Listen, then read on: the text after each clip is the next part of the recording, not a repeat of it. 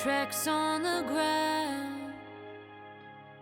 I won't The first, I guess, lie question I and had, I want to feel know who you are. proud. Said I'd Um, spit because on wow, you sent an email that describes your new single Cowboys Go, and it hit me. It hit me on a very personal level. And I thought, I got to know who this girl is. I really got to know who Parker Graye is, because what? And there was this connection. And then I listened to the song and I was like, this is mind blowing. So before we get deeper into the single and how you described it in that email you sent, Yeah. tell me how you fell in love with music and with country music, and why you fell in love with both music in general and country music, Parker. Yeah, well, thank you for your kind words. I'm so glad that it touched you, because that's truly my goal of like everything I do, is that it catapults people to a time and a place and people feel something. Yeah, I grew up immersed in music, and not because like my family is not musically inclined in the slightest. No one handed me a guitar when I was 3. Like there was none of that for me. And I think it took a long time for my parents to get on board with the fact that I'm like, I'm doing music. Like this is a thing that I'm doing. But I was always very much obsessed with lyrics, and I would spend hours like staying up to like 2 or 3 in the morning, like learning lyrics and like listening to songs. And I was always digging through like Hype Machine and trying to find these like really organic and underground sounds. And I was just obsessed with it. And I never knew why. Like it never made sense to me. There was no one in my world that was like a musician. And I spent a lot of time writing as a kid. I didn't know how to like I've struggled with mental health my whole life, and I think most of us have in one way or another. And I think I turned to music because it was the first thing that I could feel, like I could get my emotions out and I could cry about something and I could feel it in a deeper way, but I didn't know what I was feeling. I just knew that the feeling that that song gave me either made me feel better or it dug me deeper into a place where I was like, oh, I feel like I'm connected to something. I like can't even imagine doing anything else. Like I love country so much, and I love storytelling, and I love heartbreak, and I love what emotions come out of country music. And it's not to say that there's no emotions in any other music, but there's just something so special about country. To touch on something you said, I mean, you're right. Most of us, have struggled with our mental health in one way or another. That's life, right? And I think we're just now only becoming more open about it, where we couldn't talk about it before, and now here we are, either singing about it, writing songs, writing in our personal journals, keeping it to ourselves, but in some way getting it out there, right? Talking to friends, counselors, whatever. That brings me to one of the things I saw on your Instagram was making country music sad again, right? And I was like, okay, that caught my attention. And maybe a year ago I saw that and I was like, okay, something about this girl, I like that, right? Because a lot of people don't really embrace the sad or the dark or the heartbreak.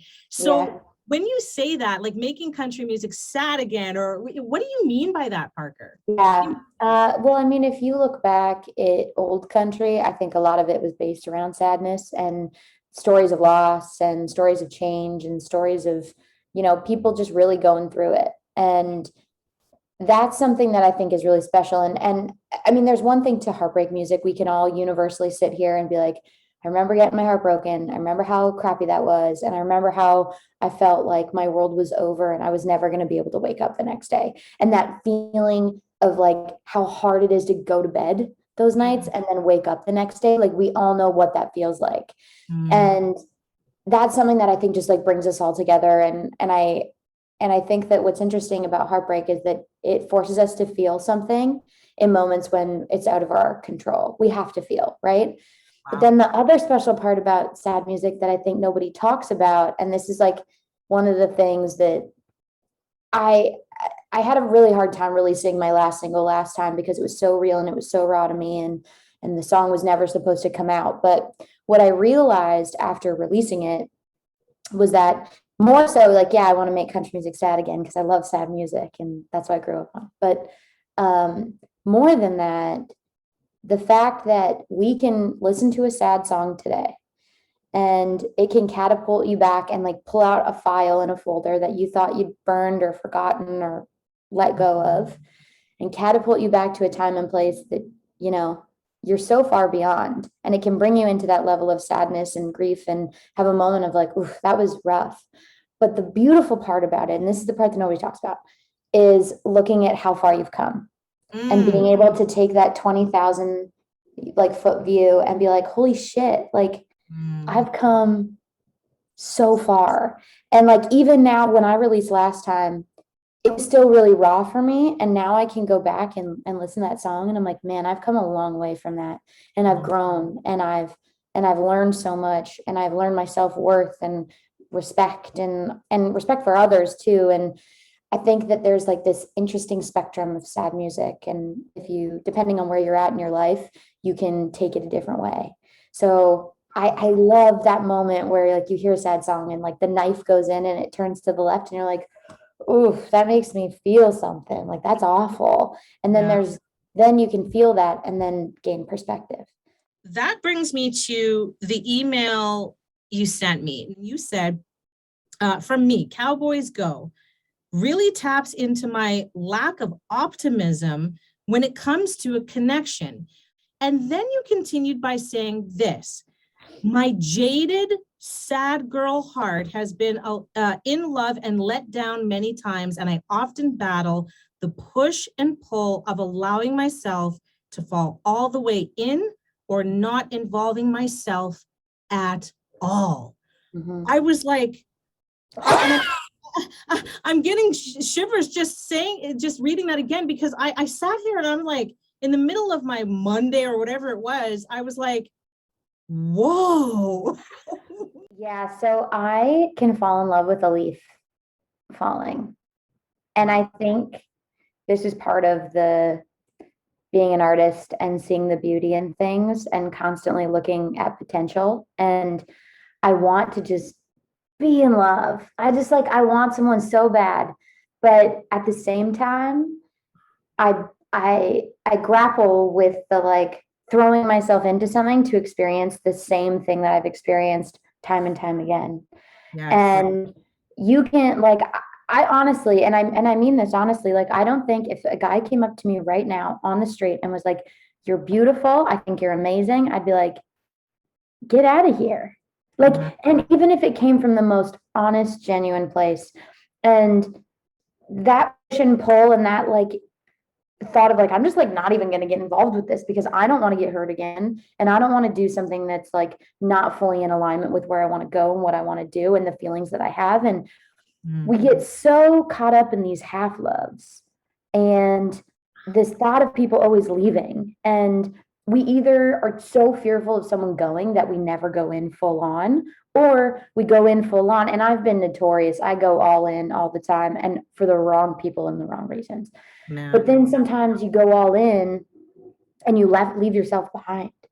So there's this weird, like, and it's all part of growth. And I think it's all part of our journey and like figuring out who we are and what kind of love we really need, the love we need versus the love that we want. And I think it's a learning thing, but it's such a push and pull for me. Like I want to find the right person, but I'm not also willing to get myself involved in something that's not going to serve me. And that's growth for me, because generally I'll just do it and I'll be like, let's see what happens. At the end of the day, I get some good songs. How do you put that feeling into a song and then share it for the rest of the world?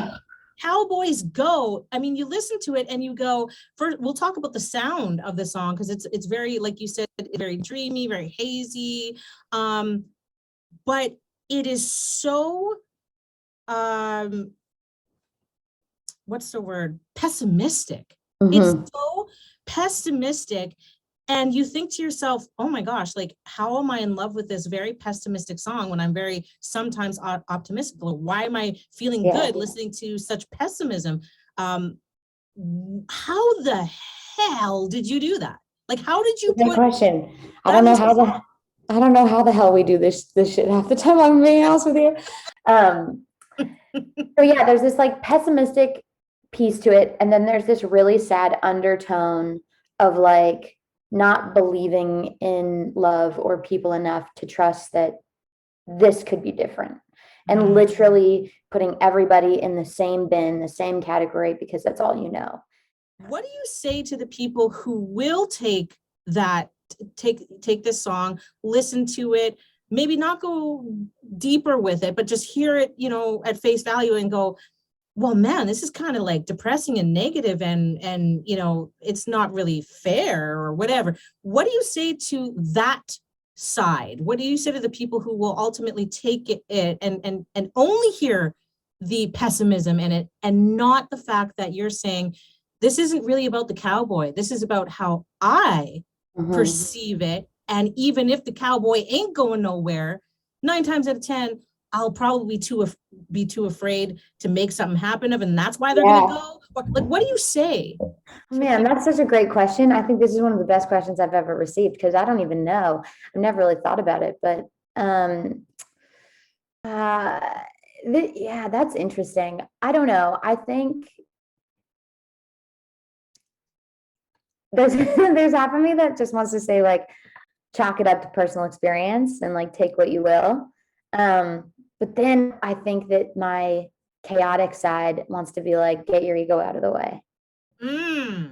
Get your ego out of the way and ask yourself a question of why you feel that way, which is so deep and weird. But yeah, like I would say, ask yourself why you feel that you only see pessimism. And like, why is it that you only feel one side of it, right? And like, what's going on in your life that triggers you in that way? That's not a, middle finger to anybody who has something to say. That's a check your ego, because whatever you're seeing or taking from it is on you. Yeah, it's just a reflection back of what's going on in your world. And I mean, I have to do that a lot with music, because I'll be like, well, why'd they do that? And it's like, who cares? Like, what's it about you? Like, why does that have anything to do with you? Like, I think we often just have to look back at ourselves and ask a couple questions before we make any assumptions. What is next for you? What is your goal here? What are you hoping to achieve with this single and the next single and the next single after that? What is your goal? Yeah, I just want to keep writing songs that make people feel something. I think that's always been my goal. And at the end of the day, if I do that and I speak my truth and come from a real and authentic place, whether it's a song I've written or if I'm cutting an outside song, like it needs to feel something and be real and authentic to me. It can't just be, I'm never going to be the person that just writes a party banger. Like I write party bangers with other people for other people, but I think for what I'm doing, it has to feel something. Yeah, I just want to make music that makes people feel stuff and, keep this mission of making country music sad again. Cowboys go.